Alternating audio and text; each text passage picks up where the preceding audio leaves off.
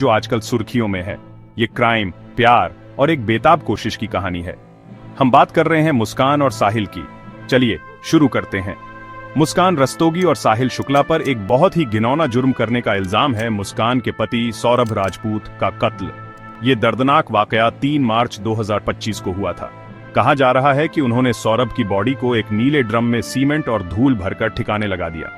ये एक बहुत ही हैरान कर देने वाला और खून ठंडा कर देने वाला काम था, जिस पर किसी को यकीन नहीं हो रहा है।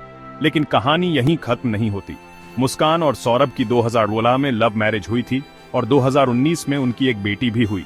लेकिन जब 2023 में मुस्कान की मुलाकात साहिल से हुई तो सब कुछ बदल गया और सौरभ के साथ तलाक की कार्यवाही शुरू हो गई।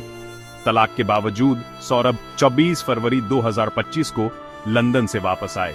उन्हें नहीं पता था कि उनकी जिंदगी में क्या लिखा है। अब मुस्कान और साहिल दोनों जेल में हैं, इंसाफ का इंतजार कर रहे हैं। 2 अप्रैल 2025 को कोर्ट में पेशी के दौरान गिरफ्तारी के बाद वो पहली बार एक दूसरे से मिले। ये एक भावुक पल था। दोनों रो रहे थे, लेकिन एक दूसरे से बात नहीं कर पा रहे थे। उनकी रिमांड 15 अप्रैल 2025 तक बढ़ा दी गई है। मुस्कान साहिल से जेल में मिलने के लिए बेताब है। उसने सीनियर जेल सुपरिटेंडेंट डॉ. वीरेश राज शर्मा को कई एप्लीकेशन लिखी हैं, उनसे मिलने की गुहार लगाई है। लेकिन जेल के नियम बहुत सख्त हैं और उसकी अर्जी रिजेक्ट कर दी गई है। इनकार के बावजूद मुस्कान ने उम्मीद नहीं छोड़ी है। जेल के अंदर मुस्कान अपना समय सुंदरकांड पराच कर और सिलाई सीखकर बिता रही है। दूसरी तरफ साहिल रामायण पराच रहा है और सब्जियों की खेती में मदद कर रहा है।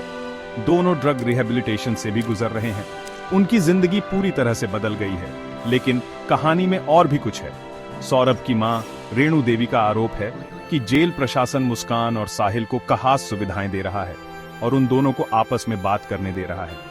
उन्होंने दोनों को अलग अलग जेलों में ट्रांसफर करने की मांग की है और सीएम योगी आदित्यनाथ से भी शिकायत की है।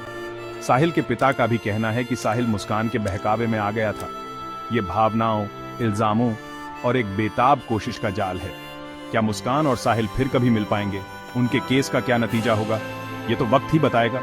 अगर आप इस सनसनीखेज कहानी के बारे में अपडेट रहना चाहते हैं तो चैनल को सब्सक्राइब करें और अपने विचार कमेंट्स में जरूर शेयर करें। देखने के लिए शुक्रिया और अगली बार तक